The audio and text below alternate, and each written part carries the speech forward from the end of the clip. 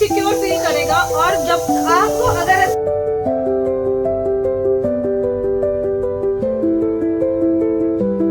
Family वाले समझ गए, मेरे अभी तक नाराज है क्योंकि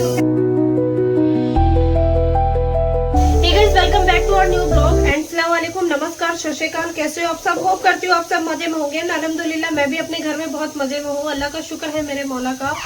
और आज किचन का काम भी कर रही हूँ, साथ साथ आप देख सकते हैं मैं वीडियो भी बना रही हूँ। तो आज मैं आप लोगों के लिए बहुत ही हार्ट कनेक्टेबल टॉपिक पे वीडियो लेकर आई हूँ। मतलब ये सबको हक है जानने का, सबको पता होना चाहिए कि एक इंटरफेथ कपल जब शादी करने का फैसला करते हैं तो उनकी जिंदगी में कौन कौन से वो 5 सवाल उठते हैं। ठीक है, मैंने भी सामना किया था इन 5 सवालों का। और जो भी इंटरफेथ कपल होते हैं जो शादी के डिसीजन लेते हैं उन लोगों को करना ही पड़ता है, सबको करना पड़ता है ये सवाल पेश। तो आज मैं उन्हीं 5 सवालों का जिक्र करने वाली हूँ और उसका आंसर करने वाली हूँ आप लोगों को। कोई भी पूछ सकता है आपसे 5 सवाल, या तो दो पार्टनर जब अपना मैरिज का जो डिस्कशन होता है वो कर रहे हो तो आपके जहन में भी उठ सकता है। आपके फैमिली वाले पूछ सकते हैं, आपके रिलेटिव पूछ सकते हैं, समाज पूछेगा, दोस्त यार पूछेंगे, जो भी हो, बहुत से जो सवाल उठते हैं कोई भी पूछ सकता है। ये 5 मेजर सवाल होते हैं जिसके बारे में आज हम इस वीडियो में जिक्र करने वाले हैं। तो कौन कौन से 5 सवाल उठते हैं भाई? तो सबसे पहला जो सवाल उठता है, वैसे मैं सबसे आखिरी सवाल से शुरुआत करना चाहूंगी। ठीक है, सबसे पहला सवाल होता है कि हमारा रिलेशनशिप स्ट्रॉन्ग कैसे होगा। क्योंकि आपने एक चीज देखा होगा, लव मैरिज चाहे इंटरफेथ हो, चाहे सेम कास्ट में हो, चाहे कुछ भी, लव मैरिज में कई कपल्स में प्रॉब्लम आती है कि शादी से पहले तक सब कुछ ठीक होता है, शादी के टाइम पे, शादी के 1-2 महीने तक भी ठीक होता है, लेकिन जैसे जैसे उनके शादी को दिन, हफ्ते, महीने बीतते हैं ना, उनके विचारों में जो है दूरियां आने लगती है, टकराव होने लगता है। तो सबसे पहला डिस्कशन जो करना जरूरी भी है, ठीक है, बहुत जरूरी है करना, कि रिलेशनशिप को स्ट्रॉन्ग कैसे बनाए रखेंगे।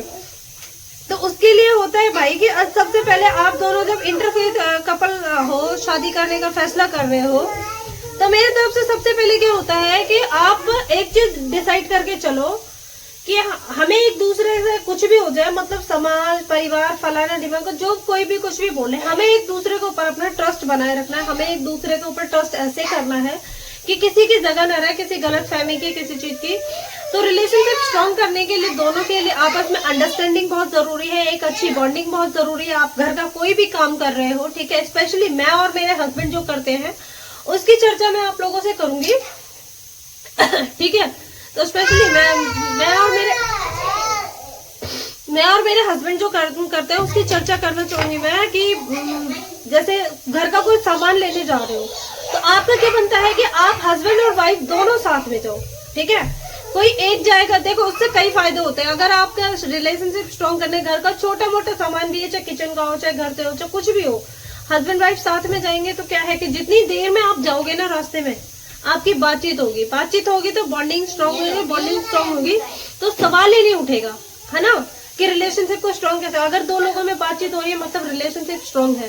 ठीक है, दूसरा होता है कि अगर कोई आपसे कुछ कह रहा है कि फलाना ऐसा फलाना ऐसा, तुम सुन तो सकते हो, ठीक है, बोलने पे किसी का रोक नहीं लो, सुन लिया, लेकिन हमने माननी ही नहीं है। हमें पता है हमारा पार्टनर कैसा है भाई, शादी से पहले से लेकर शादी से अब तक मैं साथ हूँ, मुझे पता है क्या कैसा है। ठीक है, दूसरी जो बड़ा सवाल उठता है कि हमारे बच्चों की परवरिश कैसे होगी, जो कि मेरे से मेरा ऑडियंस भी पूछते हैं, हमारे बच्चों की परवरिश कैसे होगी, कौन से रिलीजन के अकॉर्डिंग होगी, मेरे बच्चे मंदिर जाएंगे या मस्जिद जाएंगे, गीता पढ़ेंगे, कुरान पढ़ेंगे। ठीक है, तो ये जो क्वेश्चन उठता है ये बहुत मेजर क्वेश्चन है और हर कपल्स के मन में आता है। तो उसके लिए पता है क्या, सबसे आप जो सवाल उठते हैं तो उसके लिए सबसे पहले पता है क्या है, या तो आप आपस में डिसाइड करके चलो। ठीक है, जब शादी का डिसीजन ले लो तो उस टाइम पे डिसाइड कर लो कि भाई तेरा और मेरे में से मजहब माना किसका जाएगा। और अगर आप दोनों समझदार होगे तो तुम दोनों मजहब को मान के चलोगे। जब तक तेरा ईमान इस मजहब पे कायम नहीं हो जाता, कोई जोर जबरदस्ती नहीं है, तुम्हें नहीं एक्सेप्ट करना है, बस तुम अपने आप को मतलब थोड़ा सा टाइम दो, थोड़ा सा स्ट्रॉन्ग बनाओ और हमें समझने की कोशिश। तो जब पेरेंट्स इतने पीसफुल होंगे ना तो बच्चे के ऊपर ये बर्डन आएगा ही नहीं, बच्चा खुद ही सिक्योर फील करेगा। और जब आपको अगर ऐसा लगता है आप दोनों मजहब को मान रहे हो, किसके त्योहार मनाए जाए किसके नहीं, तो आप एक काम करोगे कि बच्चे को दोनों धर्म के अकॉर्डिंग परवरिश दोगे तब तक जब तक बच्चा मैच्योर नहीं हो जाता। उसके बाद बच्चे की मर्जी है, जब हमने अपनी मर्जी की करी तो हमारा बच्चा भी कर जाएगा। ठीक है, तो दूसरा सवाल, पहला तो हो गया था, और दूसरा सवाल ये हो गया कि किसके रिलीजन को माना जाएगा, ठीक है, बच्चा किसके रिलीजन के अकॉर्डिंग पलेगा। तो ये हो गया दूसरा सवाल आपका, ठीक है। तीसरा हो गया फैमिली का क्या रिएक्शन होगा। जैसे आपने इंटरफेस शादी कर ली, फैमिली का क्या रिएक्शन होगा। फैमिली जाहिर सी बात है, फैमिली शॉक्ड है। तुमने उन्हें बिना बताए शादी कर ली, मैंने जैसे करी थी, ठीक है। मैंने चुपचाप जाके अपने घर में रहती थी, अपने घर में रहते थे, कोर्ट में डॉक्यूमेंट सबमिट कर दिए और मैं अपने घर में हूँ, ये अपने घर में है, ठीक है। और सडनली से वो तो हमारी किस्मत खराब थी, लॉकडाउन लग गया, लेकिन शादी वादी का सारा चीज फाइनल हो गया। और उसके बाद फिर एक दिन मेरे घर पे किसी चीज से मेरी लड़ाई में झगड़ा हुआ और मैंने सामान वामान पैक करना शुरू कर दिया। बता दें तो फैमिली शॉक। अब हमारा फैसला बनता है, इनकी फैमिली में भी बहुत ड्रामे हो। अब हमारा जो फैसला बनता है, हमारा जो फर्ज बनता है, हम दोनों फैमिलीज को समझाए, पीसफुल होके काम डाउन। अगर फैमिली सुनना चाहती है तो, नहीं सुनना चाहती है तो आप उन्हें थोड़ा सा टाइम दो, है ना। तो हमने बहुत अच्छे से चीजें मैनेज करी। इनकी फैमिली वाले समझ गए, मेरे अभी तक नाराज है, क्योंकि उनका कहना था कि तू मुस्लिम में शादी मत कर, चाहे तू किसी से भी कर ले। उनका कहना था नीच से नीच कास्ट में कर ले, तो मुस्लिम से मत कर। तो दूसरा ये हो गया कि मेरी फैमिली वाले नहीं मान रहे, लेकिन इनकी मानते हैं। इंशाल्लाह मेरी फैमिली वाले भी मान जाएंगे। एक आध बार पापा आए, बहनें आई मिलने के लिए, तो एक ना एक दिन सब कुछ ठीक हो जाएगा। तो तीसरा सवाल ये हो गया। चौथा सवाल जो उठता है, किसका रिलीजन फॉलो किया जाएगा। हम, क्योंकि मैं जब शादी करने के टाइम पे थी, मैंने एक चीज क्लियरली कह दिया था कि मैं अपना मजहब नहीं छोड़ूंगी। आप अपने मजहब को मानते ठीक है, लेकिन मैं भी अपना मजहब नहीं छोड़ूंगी। और मेरे पे कोई बर्डन भी नहीं हुआ, कोई दबाव भी नहीं हुआ, क्योंकि शादी के 5 साल तक मैं अपना मजहब फॉलो करती थी, इनका भी करती थी, नमाज भी पढ़ती थी, लेकिन मैं दिवाली मना रही होती थी, ठीक है, त्योहार मना रही होती थी, सारे परहेज कर रही हूँ, ये कर रही हूँ, कर रही हूँ। तो मेरे को कोई बर्डन नहीं था। तो सेम सिचुएशन होनी चाहिए कि आप ये रिलेशनशिप में ना लव मैटर करता है, अंडरस्टैंडिंग मैटर करती है, कोई जोर जबरदस्ती मैटर नहीं करती है, ठीक है।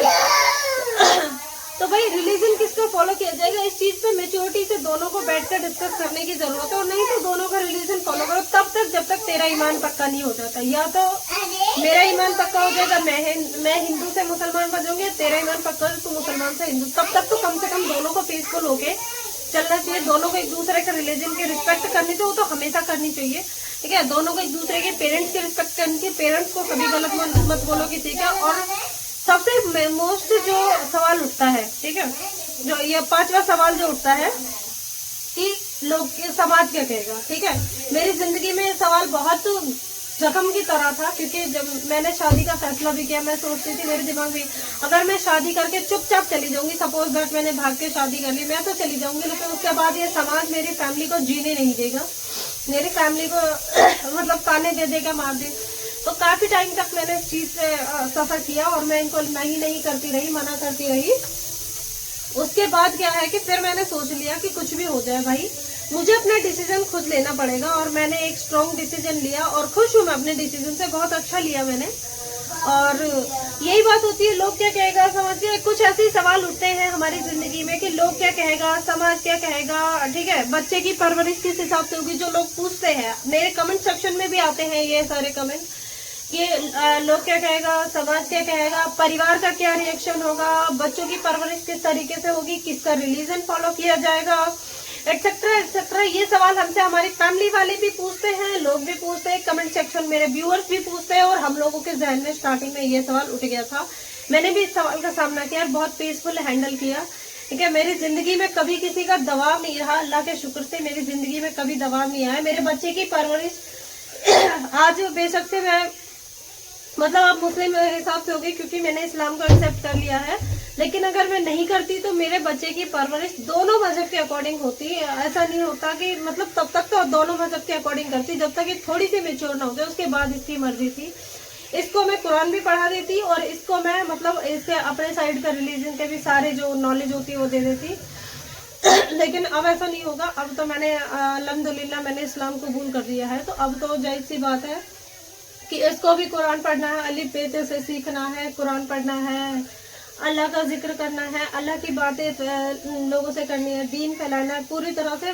एक मोमिना जिस तरीके से होती है, मतलब समायरा खान को इस तरीके से चलना है। तो भाई इन सवालों को जब भी कोई लव मैरिज कपल होते हैं, ठीक है, मैं नहीं कहती इंटरफेथ कपल को, देखो मैं कभी ये नहीं कहती कि इंटरफेथ मैरिज करना बहुत अच्छी बात है, क्योंकि जिस तरीके के आज हालात है, जिस तरीके का आज समाज है ना, इंटरफेस मैरिज बहुत रिस्की हो गया है। तो मैं ये नहीं कहती, लेकिन अगर आप किसी भी रिलीजन में, किसी भी मजहब में आप अगर लव मैरिज कर रहे हो तो सबसे पहले क्या जरूरी है कि एक अच्छा इंसान चुनो, ठीक है। शादी के कुछ ये ऐसा नहीं होता कि शादी से पहले सब कुछ ठीक था, शादी के कुछ महीने तक ठीक था, अब वो दोनों एक दूसरे का खून पीने लगे, नहीं। मेच्योरिटी रखो, क्या खाना है, क्या पीना है, कैसे पहनना है, कैसे उठना है, कैसे बैठना है, क्या करना है, सब चीजें पहले से डिसाइड कर लो। लव मैरिज में यही क्राइटेरिया होता है, यही जो एक फैसला है लेके चलता है। 5 सवाल मेजर जो है, सबको सवाल तो बहुत उठते हैं जब इंटरफेस कपल शादी का फैसला करते हैं, सवाल तो बहुत उठते हैं, लेकिन ये 5 मेजर सवाल होते हैं। 5 मेजर सवाल मैंने आपको गिनवा दिए। बच्चों की परवरिश किस हिसाब से होगी, किसका रिलीजन फॉलो किया जाएगा, लोग क्या कहेंगे, परिवार क्या कहेंगे, है ना, और कैसे हम दोनों एक दूसरे को, कैसे खाना पीना होगा, खान पान किसका मैनेज किया जाएगा, सब चीजें एक्सेट्रा एक्सेट्रा जो भी होती है। तो इन सब सवालों से घबराना नहीं है दोस्तों। लव मैरिज का एक चीज, लव मैरिज की सबसे अच्छी बात पता है क्या होती है कि हमने अपनी मर्जी से इंसान चुना, शादी करी। अब किसी के अगर हमारे साथ बुरा भी होता, हम किसी को कहने के हकदार नहीं। फिर भी मैं सारे पेरेंट्स से एक ही रिक्वेस्ट करना चाहूंगी कि अगर आपका बच्चा इस तरीके से शादी कर रहा है तो आपको अपने बच्चों का साथ देना चाहिए, क्योंकि ये बहुत सेंसिटिव मैटर हो जाता है। बच्चा अकेला पड़ जाता है आपका, खासकर लड़कियों की तरफ से मैं कहूंगी माँ बाप को कि आपकी लड़की अकेली पड़ जाती है। तो सारे माँ बाप से मेरी रिक्वेस्ट है कि ऐसे किसी सिचुएशन में अगर आपका बच्चा है तो आप उसका साथ दीजिए, क्योंकि सामने वाले को आप नहीं जानते, आप सिर्फ अपनी लड़की को जानते हो। क्या पता सामने वाला किस सोच रहा हो, क्या अच्छा भी हो सकता है, बुरा भी हो सकता है, ये दुनिया है या कुछ भी हो सकता है। तो अभी के लिए इतना ही गाइस, ठीक है। अगर मेरी वीडियो पसंद आती है तो वीडियो को लाइक करिए, कमेंट करिए, शेयर करिए और चैनल को सब्सक्राइब करिए और बेल आइकन को भी हिट कर दीजिए, ताकि मेरे आने वाली वीडियोस की नोटिफिकेशन आप लोगों को मिलती रहे। और आप लोगों के सपोर्ट से मेरा चैनल फुल्ली मोनेटाइज हो गया, 2-3 दिन पहले ही हुआ है। उसके लिए बहुत बहुत शुक्रिया आप लोगों का। आप लोग ऐसे ही मुझे प्यार देते रहिए, सपोर्ट करते रहिए। और ऐसे किसी को, जो मेरे हेटर्स है उन लोगों के लिए मैं कहना चाहूंगी, ऐसे किसी को टारगेट करना अच्छी बात नहीं है गाइस, ठीक है। मेरे अगर आप लोग ये चाहते भी हो ना कि मतलब मेरा जो चैनल है बंद हो गया, तो उससे आपका कोई बेनिफिट नहीं होने वाला। मैं बंद कर दूंगी, कोई और चालू कर लेगा। बुर्खा पहन के वीडियो बनाओ, गोली मार देंगे, फलाना एक्सेट्रा एक्सेट्रा करने से कुछ नहीं होने वाला है, ठीक है। जो अल्लाह चाहता है वही होगा, अल्लाह से बढ़ के कुछ नहीं है। अल्लाह हर चीज पे कादिर है। तो चलिए ठीक है, अल्लाह हाफिज आप सभी को, बाय बाय, नमस्कार। मेरी चाय भी ठंडी हो गई।